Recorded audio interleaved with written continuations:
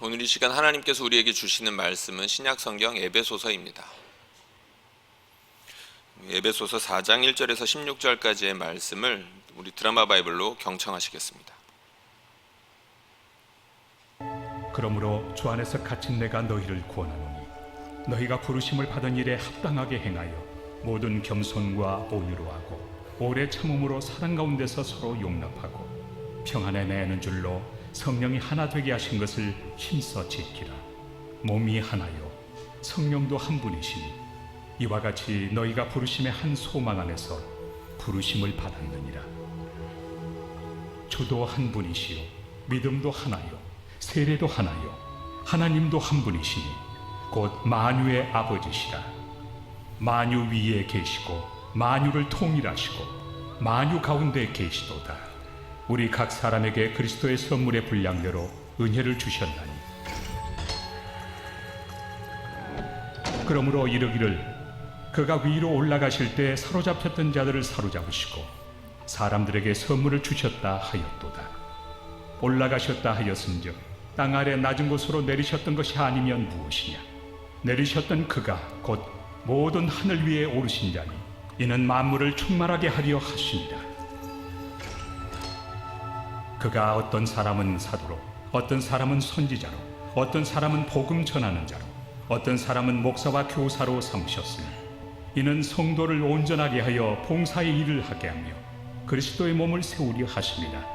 우리가 다 하나님의 아들을 믿는 것과 아는 일에 하나가 되어 온전한 사람을 이루어 그리스도의 장성한 분량이 충만한 데까지 이르리니 이는 우리가 이제부터 어린아이가 되지 아니하여 사람의 속임수와 간사한 유혹에 빠져 온갖 교훈의 풍조에 밀려 요동하지 않게 하려 합니다. 오직 사랑 안에서 참된 것을 하여 범사에 그에게까지 잘할지라. 그는 머리니 곧 그리스도라. 그에게 온 몸이 각 마디를 통하여 도움을 받음으로 연결되고 결합되어 각 지체의 분량대로 역사하여 그 몸을 자라게 하며 사랑 안에서 스스로 세우느니라. 아멘. 나연수 목사입니다. 오랜만에 왔습니다. 정확히 몇 년 만인지 모르겠는데 같은 교회에 있는데 오랜만에 뵌다고 하는 것도 조금 어색하기도 하고요. 오랜만에 서서 그런지 떨리기도 합니다. 믿어주셔도 됩니다. 오늘 말씀은 하나가 된다는 것은 이라는 주제로 말씀을 전하려고 합니다. 사실 지금 이 시대는 개인이 굉장히 주목받는 시대입니다. 점점 그 중요성은 더해지고 있습니다. 어느 면에서는 굉장히 좋은 일이라고 생각을 합니다. 왜냐하면 그동안 개인이 그만큼 존중받지 못했고 특히 우리나라에서는 유교 문화라든지 군대 문화라든지 이런 것들이 여전히 만연해 있기 때문에 각 개인이 존중받게 된다는 것은 참 좋은 일이죠. 그러나 그것이 극단적으로 지나치고 있습니다. 부인할 수 없죠. 그러면서 많이 분열되고 있고 지나치게 파편화되고 있습니다. 사람은 연결되어 지내야 하는데 연결되게끔 공동체를 이루어서 살아가는 것이 어색해지는 수준까지 왔습니다. 심지어 가족이 한 몸을 이루고 함께 있는 것조차도 힘든 시대가 되어버렸습니다. 여러분, 시대가 점점 이렇게 되면 될수록 아마 교회는 대한 공동체로서의 역할을 주목받게 될 겁니다. 물론 교회가 사람들에게 더 멋진 모습, 매력적인 모습을 보여줘야 되겠지만 그리고 지금처럼 끊임없이 구설수를 생산해내고 사람들에게 안 좋은 이미지를 풍겨낸다면 그 대안적인 공동체의 역할을 하지 못하겠지만 그럼에도 여전히 교회가 가지고 있는 본질, 사랑에 대한 본질, 진리에 대한 본질을 우리가 붙잡고 실천해 낸다면 사실 적은 숫자가 그것들을 실천해내기만 한다면 세상은 분명히 주목할 것이고 이곳 가운데 하나님이 계시다라는 것들을 분명 주목하게 될 것입니다. 사실 이런 시대 가운데 하나가 된다는 것 재미없는 주제죠. 인기 없는 주제입니다. 그러나 교회만큼은 이 주제에서 멀어지면 안 됩니다. 왜냐하면 여기에 본질이 있기 때문입니다. 교회가 하나 된다, 교회 안에서 하나 된다라는 것에 대해서 오늘 말을 하려고 하는데 우리가 여기에 대해서 많이 들어봤을 겁니다. 저 역시 이 주제에 대해서 여러 번 설교해 보았고, 청년 공동체나 중고등부 공동체를 섬길 때에 교회에 대해서 이야기할 때마다 언급했던 게 바로 하나됨이었던 것 같습니다. 그런데 우리가 이 부분에 대해서 접할 때 쉽게 지나치고 가는 부분이 있습니다. 그것이 어떤 부분이냐면 바로 4장 3절에 있는 말씀인데요. 이 말씀 우리가 한번 소리내서 한번 읽어보면 좋겠어요. 같이 읽어보겠습니다. 시작.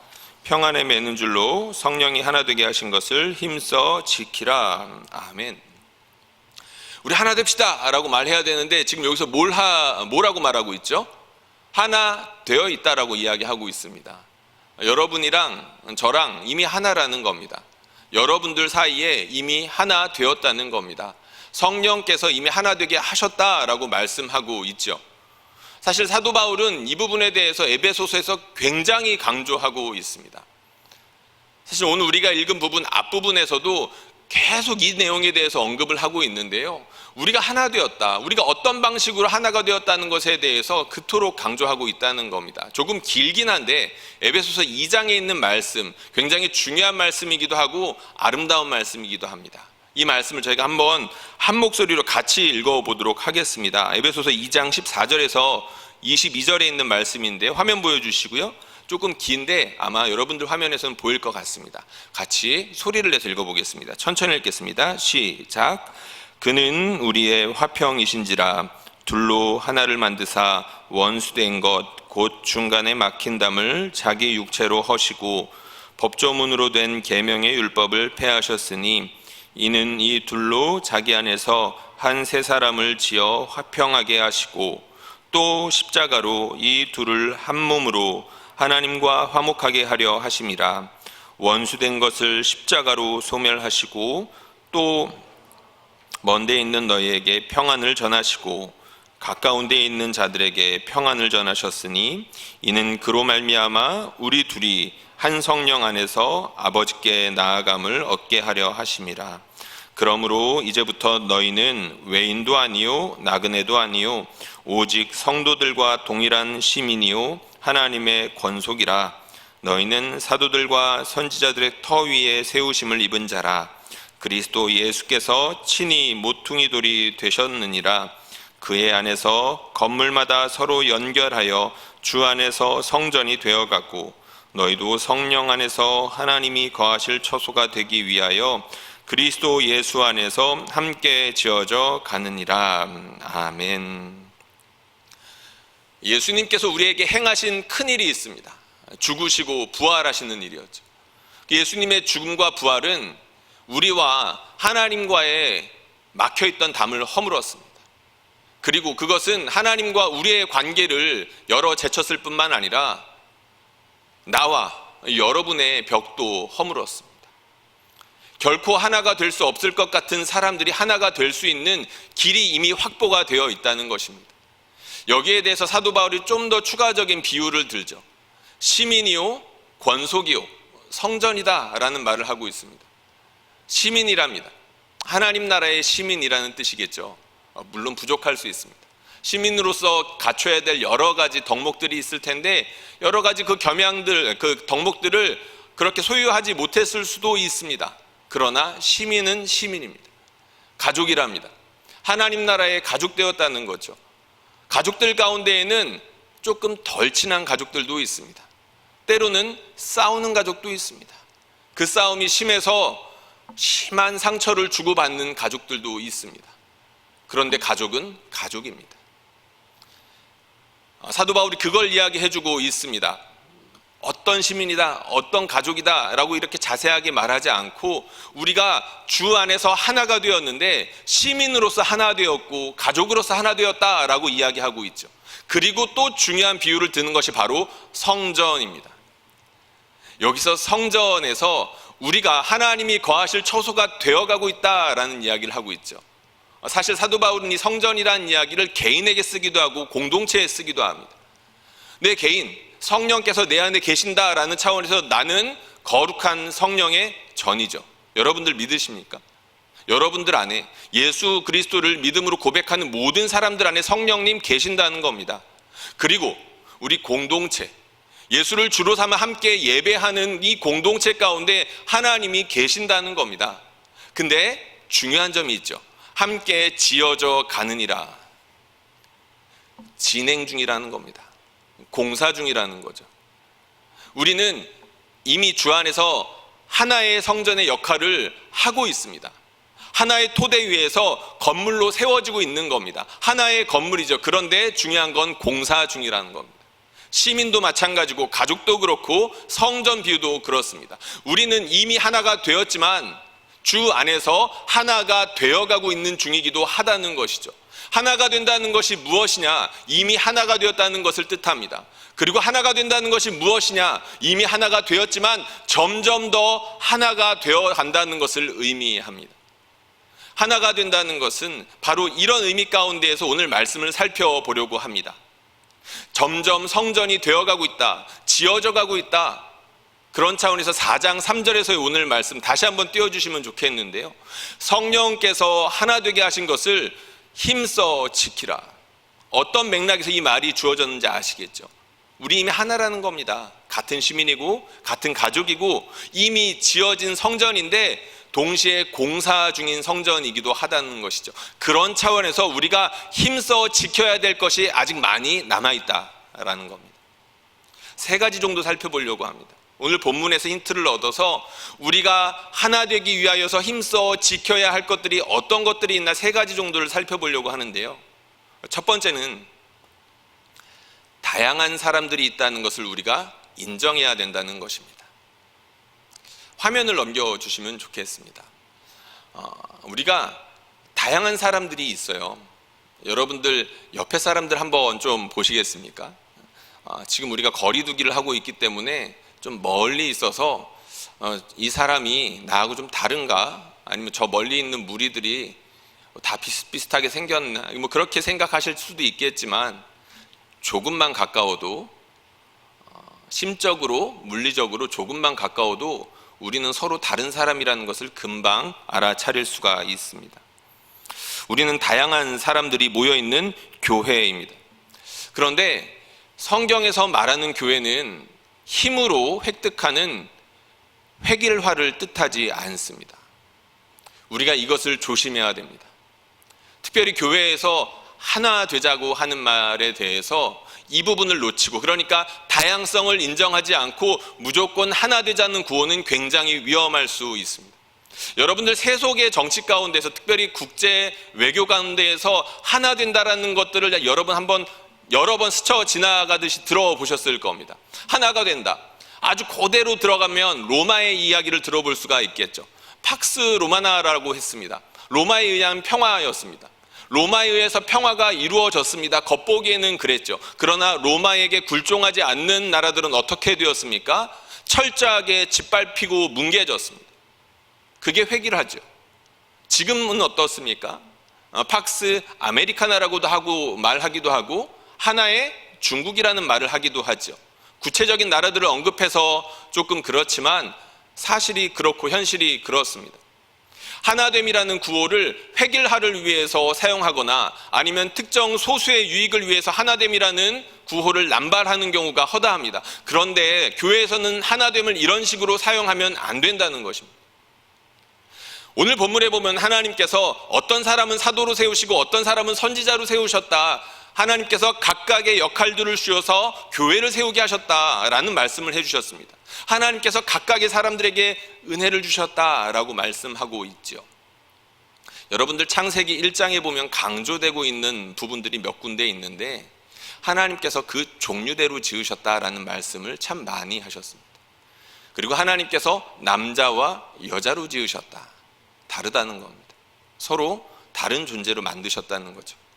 하나님께서 왜 그렇게 다르게 만드셨을까요? 여러 가지 이유가 있겠지만 하나님의 풍성하심과 그 아름다움을, 그 다양성을 통해서 드러내시기 위함이라는 겁니다.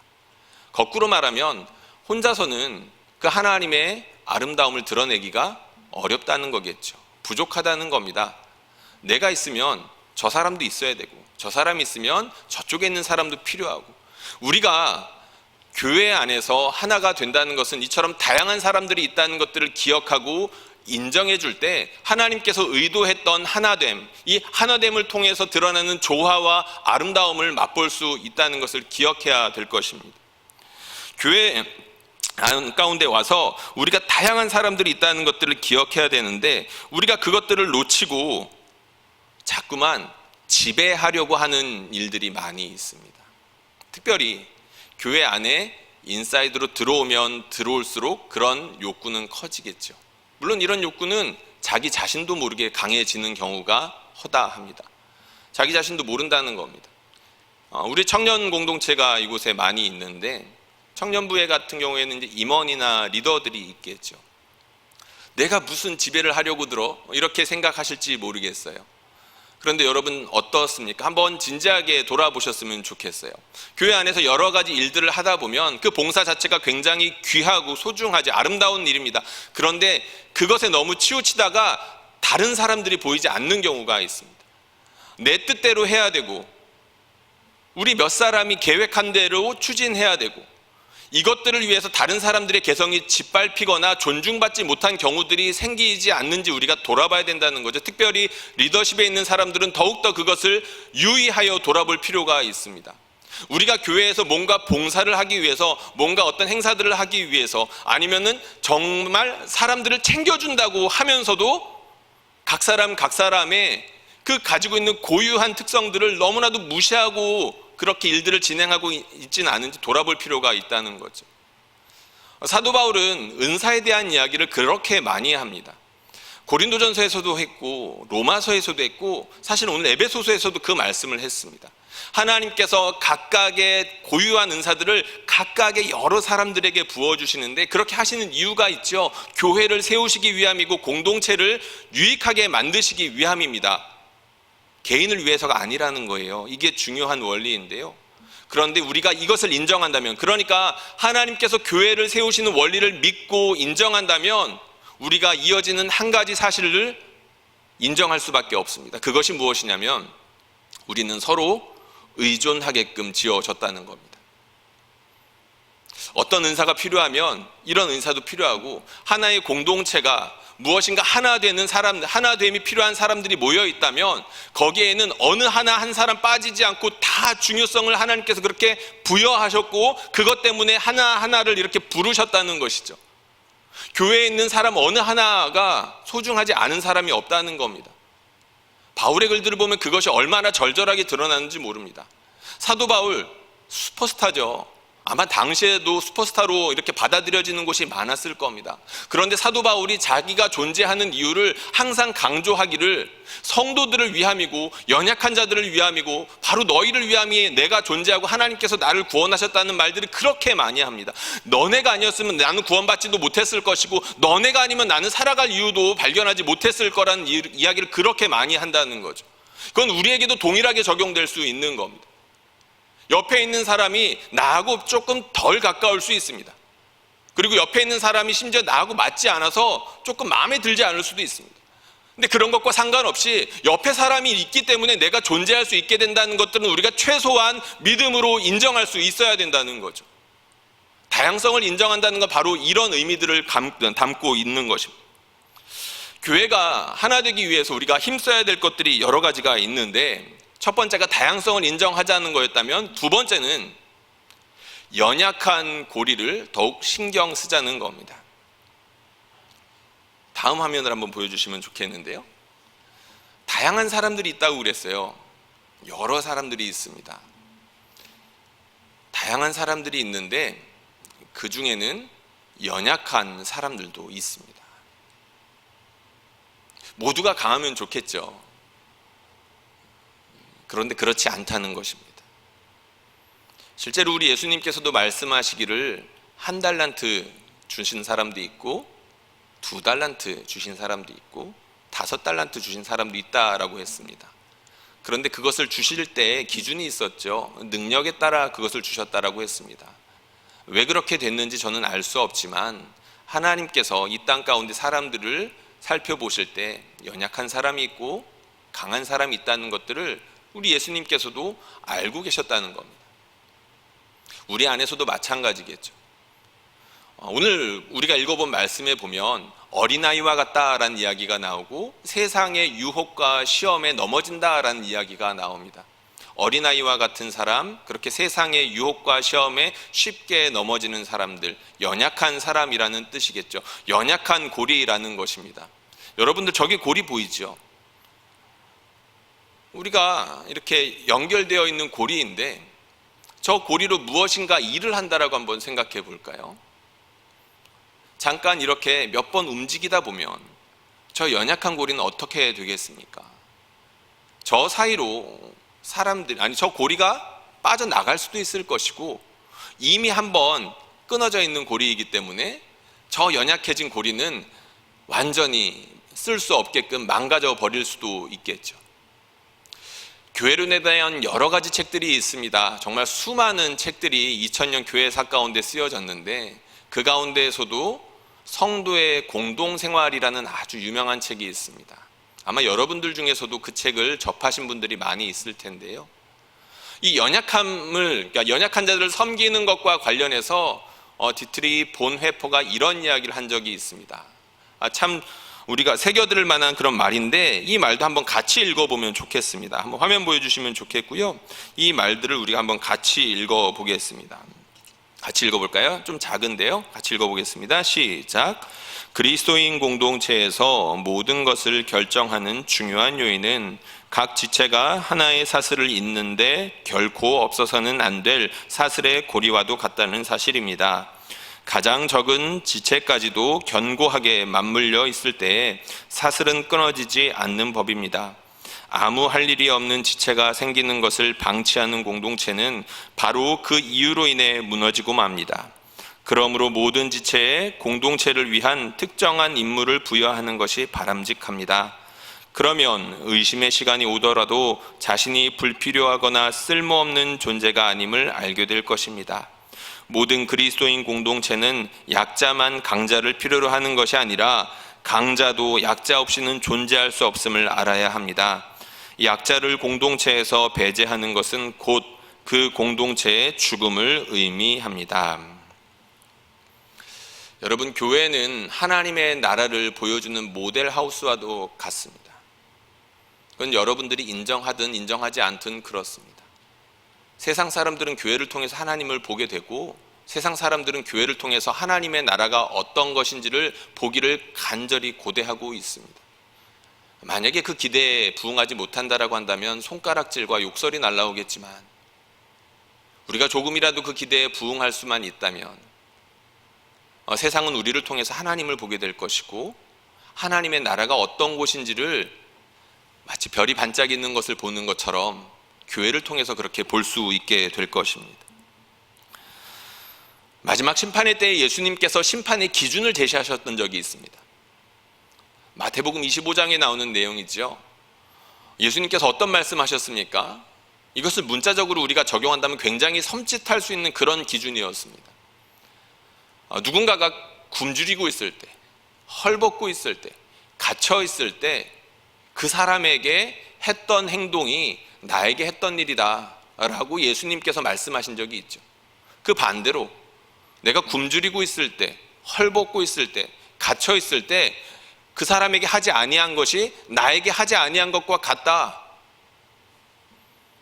그 결과는 천국과 지옥이 갈라지는 것과 같이 끔찍할 정도로 차이가 났습니다. 하나님의 나라는 어떤 곳입니까? 연약한 사람이 예수님처럼 대접을 받는 곳인 겁니다.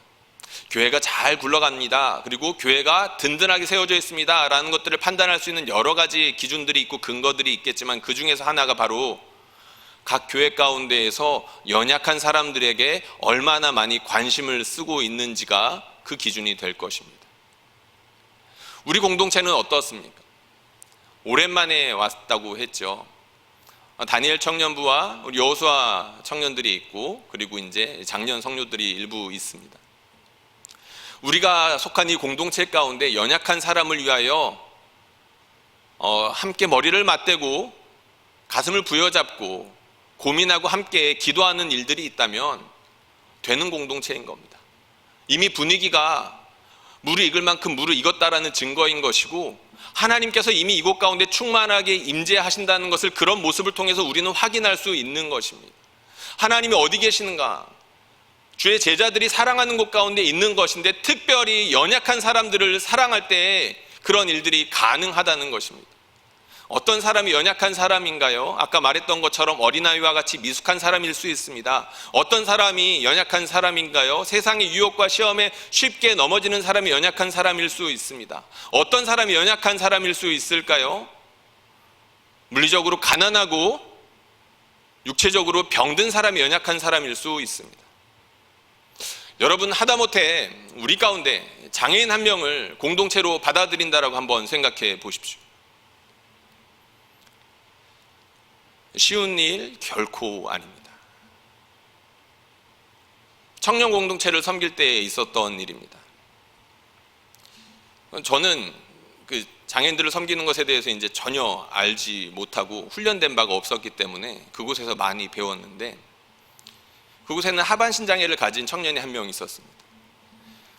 수련회를 갈 때 제일 먼저 고려해야 되는 것이 있었는데, 그 휠체어를 이동할 수 있는 그런 편안한 곳이어야만 했었습니다. 그렇지 않으면 수련회 자체를 갈 수가 없는 거예요. 신기했었습니다. 그렇게 살아본 적이 없었거든요.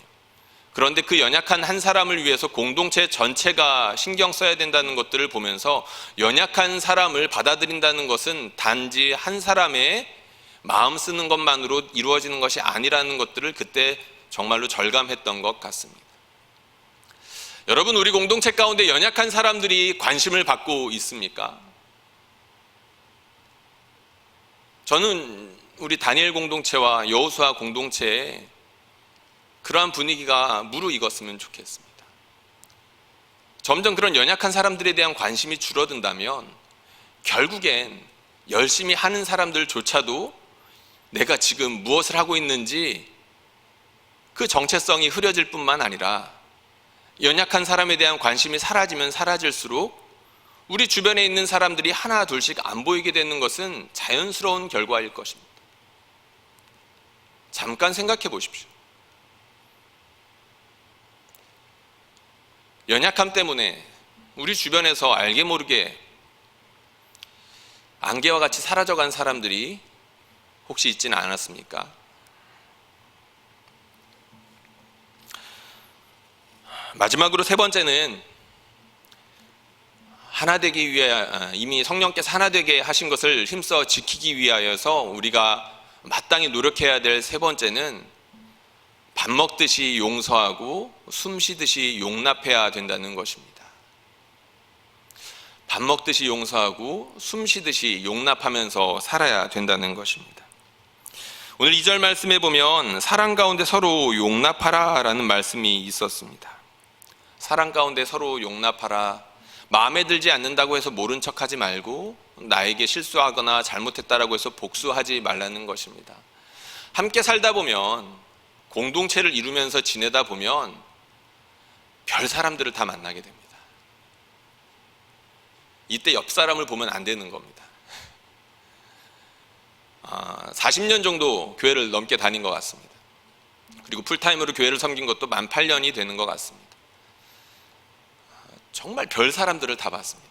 군대에 가면 정말 이상한 사람들 많다라고 하잖아요. 교회에는 그 이상한 사람들보다 훨씬 더 많은 사람들이 있습니다. 다양한 사람들이 모이니까 그럴 수밖에 없겠죠. 그렇게 다양한 사람들이 모이는데 별의 별일이 있겠죠. 멱살 잡고 싸우는 것만 해도 몇 번을 보았던 것 같습니다. 그렇다고 제가 무슨 싸우는 교회에만 갔었냐? 그런 것도 아닙니다. 저는 나름 평안한 교회에 있었습니다. 그럼에도 불구하고 그런 일들이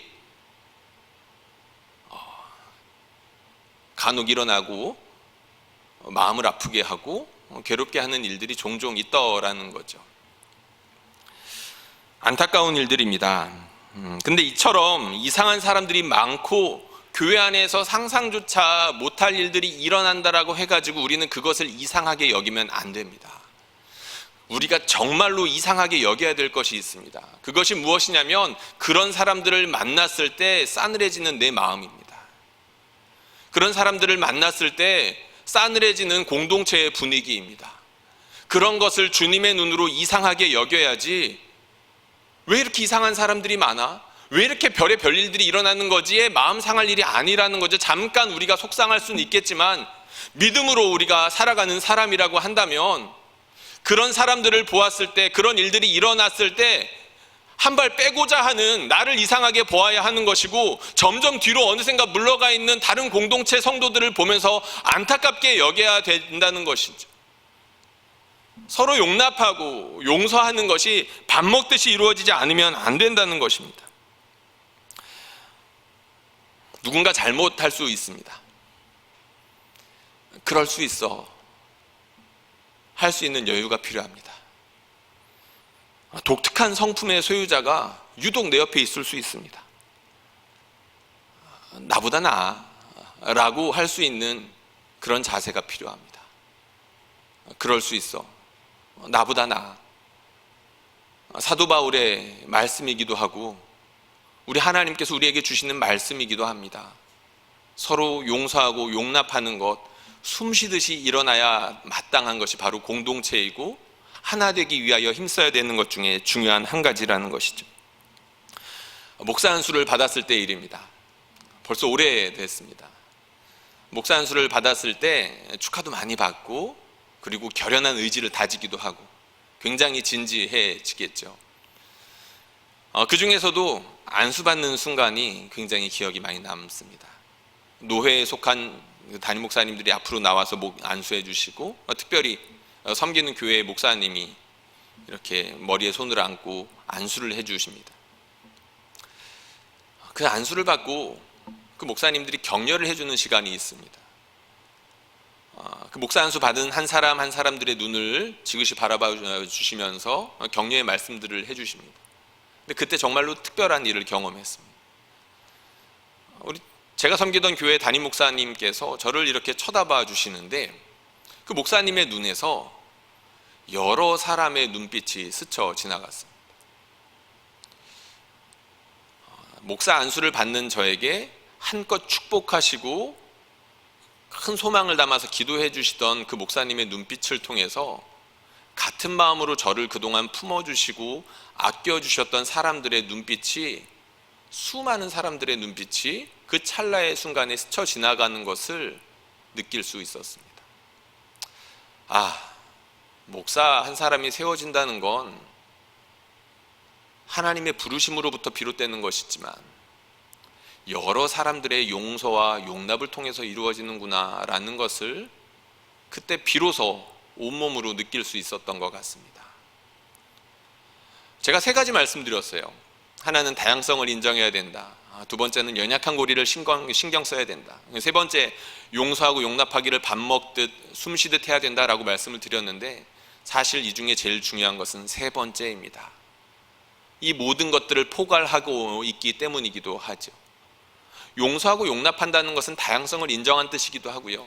용서하고 용납한다는 것은 연약한 고리들을 신경 쓰지 않고서는 할 수 없는 일들이기도 합니다. 용서하고 용납하면 이 모든 것들을 할 수 있다는 것이죠. 우리가 하나가 된다는 것은 이미 예수 그리스도의 죽음과 부활로 말미암아 하나의 시민이 되었고 가족이 되었고 성전이 되었다라는 것을 뜻합니다.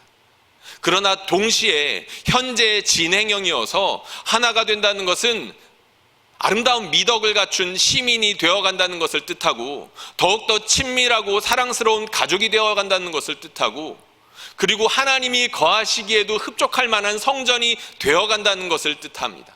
그것을 위해서 우리가 마땅히 힘써야 될 여러 가지 것들이 있다라고 했습니다. 다양성을 인정합시다. 연약한 고리들을 신경 씁시다. 그리고 밥 먹듯이 용납하고 용서해 줍시다.